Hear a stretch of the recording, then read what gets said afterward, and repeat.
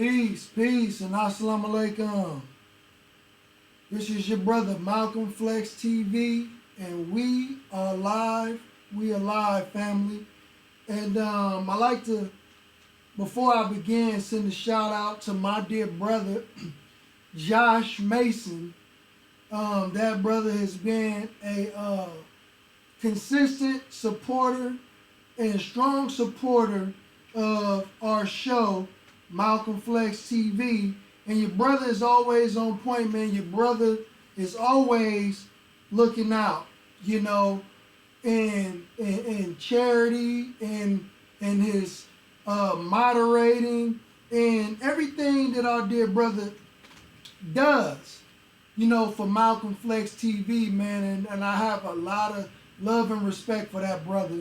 So I wanted to send that brother a shout out first at the beginning of this show. And then I will also like to open in the name of Allah, who appeared to us in the person of Master Fard Muhammad, the great Mahdi that was sent to the lost found members of the Nation of Islam, who also raised up one from among us, the glorious, most honorable Elijah Muhammad, the exalted Christ and his last and greatest messenger. And I also like to bear witness that the Honorable Minister Louis Farrakhan is a divine warner servant and teacher in our midst. And I would like to greet you all, the viewers, with the greeting words of peace and paradise of Assalamu alaikum. And again, brother, if you just tuned in, at the beginning of the show, I sent my brother Josh Mason a major shout out because this brother is a wonderful brother. You know, this is the best moderator on YouTube, hands down, and one of the best brothers, you know, that you can possibly have, hands down. You know, so please shout our brother out in the chat room.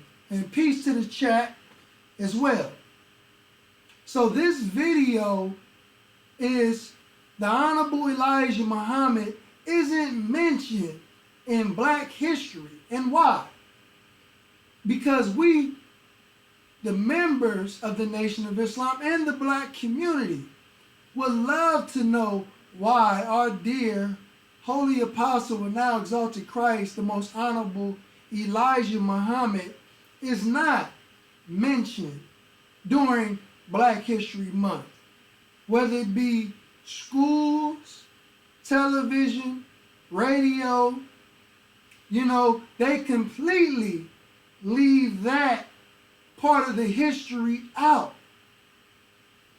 of the history books. And as I recall, the most honorable Elijah Muhammad, the Honorable Minister Louis Farrakhan, was in the meeting with a powerful Jew who owned Seagram's Gin by the name of Edgar Bronfman.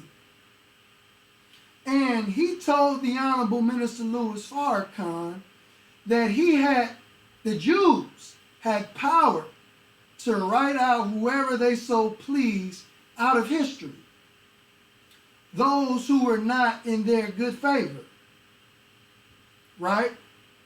These are the same people whom the Holy Quran mentioned that these are the people who wrote a book by their own hand. Allah sent them a prophet by the name of Moses or Musa, and he took them the word of God, which we now know is the Torah. And this group of people, this cabal, said, no, we reject that message. We will create and write a message by our own hands. So the Holy Quran exposes this party of Jews who decide to rebel against Allah and his prophet that he sent to the children of Israel. Why is that relevant? Because we have a a man who in the 60s, Reader's Digest called this brother the most powerful black man in America. And I will read some of it and what others had to say about this man. In the early 60s, the popular magazine Reader's Digest called him the most powerful black man in America. In 1962, American author and social critic James Baldwin wrote in his #1 bestseller, Fire Next Time, Elijah Muhammad has been able to do what generations of welfare workers and committees and resolutions and reports in housing projects and playgrounds have failed to do. Right? This is out of the Institute of Muslim American Studies. He continues, to heal and redeem drunkards and junkies, to convert people who came out of prison and to keep them out, to make men chaste and women virtuous, and to invest both the male and female with the pride and serenity that hang about them like an unfailing light. He has done all these things which our Christian church has spectacularly failed to do. The Honorable Elijah Muhammad was in the streets and the prisons reforming black men and women on a national level in many different cities, right? And he was raising up thousands of members with help, of course, but the power of his message had the power to reform and redeem downtrodden, lost, poor, blind, deaf, and dumb Negroes, right? And he was also selected 100 greatest African Americans, right? But he's in the top 3. Master Fard Muhammad himself and the Honorable Minister Louis Farrakhan, right? And I'll get to that in a second. In 2003, Molefi Kente Asante, scholar, professor, and chair of African American Studies at Temple University, Philadelphia, Pennsylvania, selected to the Honorable Elijah Muhammad as one of the 100 greatest African Americans. Okay? He was one of the 100 greatest out of African Americans, so-called African Americans. Right? But out of this 100, none of them have been able to achieve any of the goals that the Most Honorable Elijah Muhammad was able to achieve. Right? But somehow, the Honorable Elijah Muhammad isn't able to be spoken of or even mentioned during Black History Month. During Black History Month, you see all these beautiful collages of black greatness that came from among our people. Names like Harriet Tubman, Frederick Douglass, George Carver, Malcolm X, Martin Luther King Jr., Rosa Parks, and the names go on and on, right? Madam C.J. Walker, you know, sometimes they even name Nat Turner, right? But they can name all these individuals, but it's 2 people that the enemy stay clear of. That is, matter of fact, 3 people. Master Fard Muhammad, the Most Honorable Elijah Muhammad, and the Honorable Minister Louis Farrakhan. So what is it about these 3 men that the enemy tries so desperately to keep us away from? So let me continue to read. Okay. Dr. Asante said his selection criteria represented the general will of African American people and not necessarily popularity or wealth. That the broad struggle for justice and equality matters most to African Americans. His criteria was, number one, significance in the general movement of African Americans towards full equality. Because the Honorable Elijah Muhammad was teaching us that that we have so much self-hatred that we have been conditioned to believe that we are inferior and whites are superior. Right? So he said that he wanted freedom, justice, and equality for all people, especially black people who were the children and victims of slaves. Right? Number two, self-sacrifice and undertaking a risk for the collective good. Right? The Honorable Elijah Muhammad made many risks and took many risks and made many sacrifices on behalf of our people. Just like a Jesus figure. Just as Jesus of the Bible was willing to sacrifice himself for the salvation and the liberation of black people. Number three, an unusual will and determination in the face of the greatest danger against the most stubborn odds.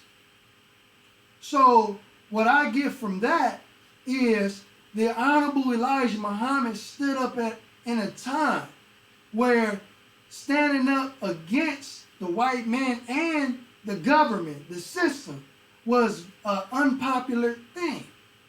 As a matter of fact, if you was one who stood up against racism, right, you were found somewhere in a ditch somewhere lying lynched by this enemy.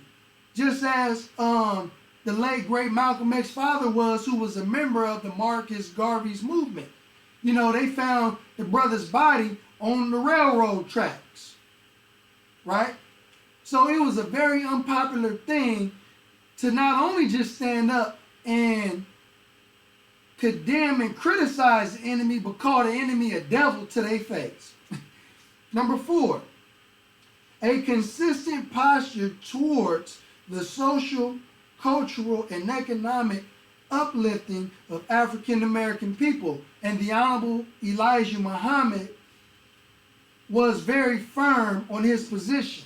No matter who stood in front of the Honorable Elijah Muhammad, no matter who tried to challenge the Honorable Elijah Muhammad, the Honorable Elijah Muhammad never changed his stance or his beliefs in his mission to liberate all people.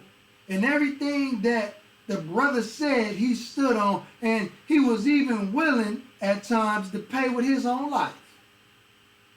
When the New York Herald, not the New York, the newspaper, the Herald, was lying on the Honorable Elijah Muhammad, basically was saying that he just made up a story and Master Fard Muhammad was really Wallace Dafoe. But the Honorable Elijah Muhammad challenged the newspaper and whoever else was willing to take the challenge, and he challenged them. And he said that whoever can prove that Wallace Dafoe was actually W.D. Fard Muhammad, I will give you $100,000 out of my brother's breast pocket. And no one stood up and took on the challenge. And that's how much conviction that the Most Honorable Elijah Muhammad believed in what he was teaching black people.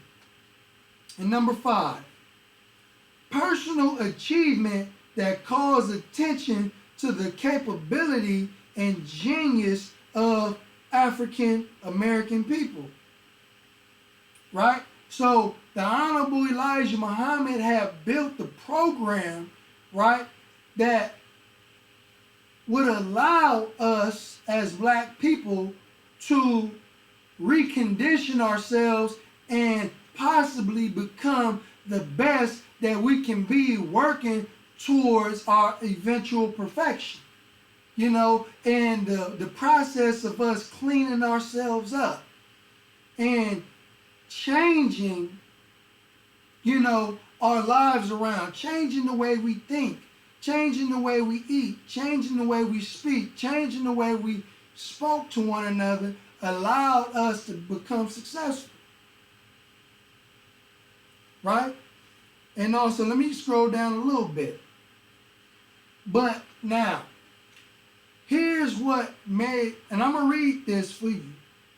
Now, here's a portion that made the most honorable Elijah Muhammad a threat to the enemy in the system. Because just as Jesus had a conversation with the Jews, and Jesus being able to recognize the enemy for who they truly were and revealed to them who they were. They hated this man for that.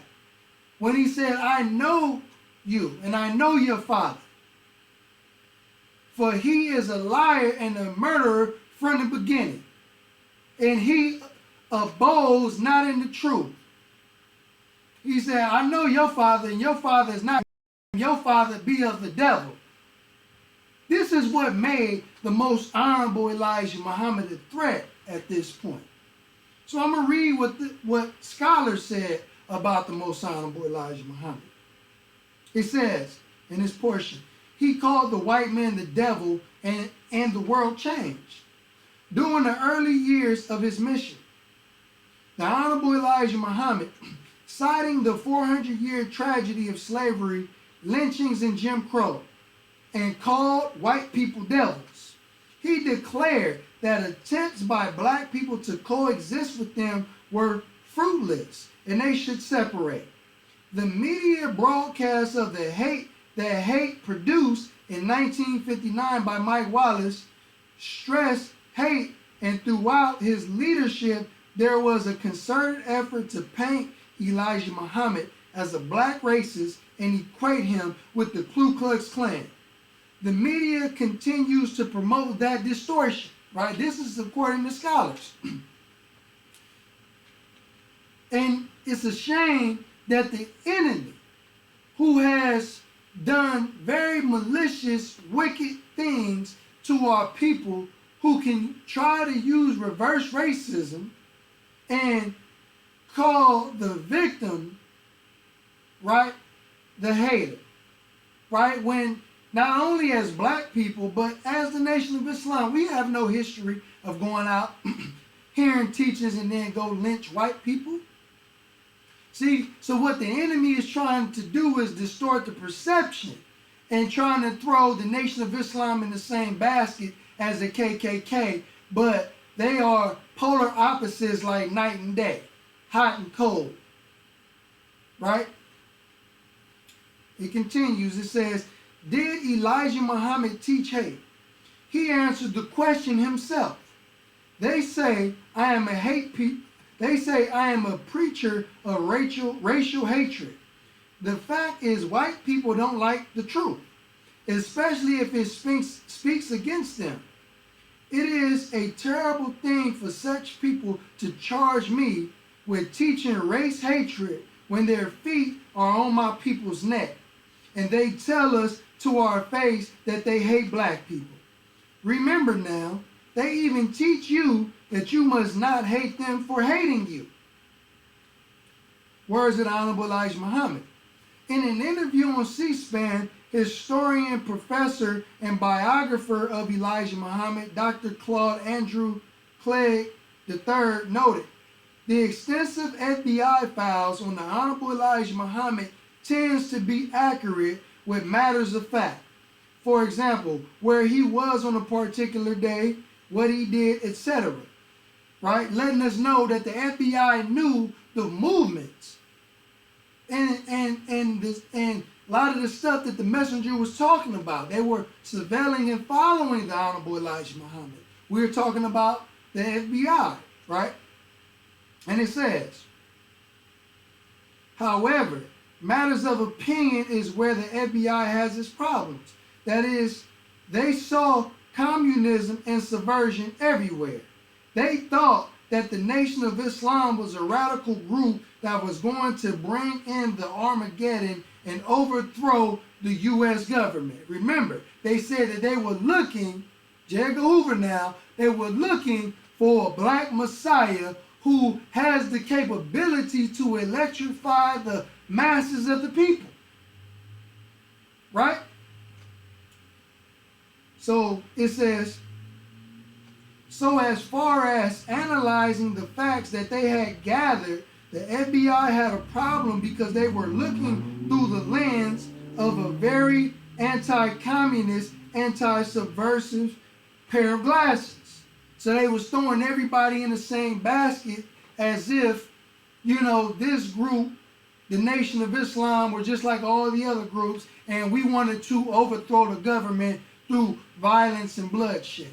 And even to this day, they still try to promote that narrative when there is no proof and evidence that the Nation of Islam has ever been involved when trying to overthrow this government. And that's why this show is called Changing the Black Narrative, because it is on us to change that narrative that the Nation of Islam is a communist organization. This is a spiritual movement. All praises is due to Allah. And also, let me continue. You know, things that the Honorable Elijah Muhammad did.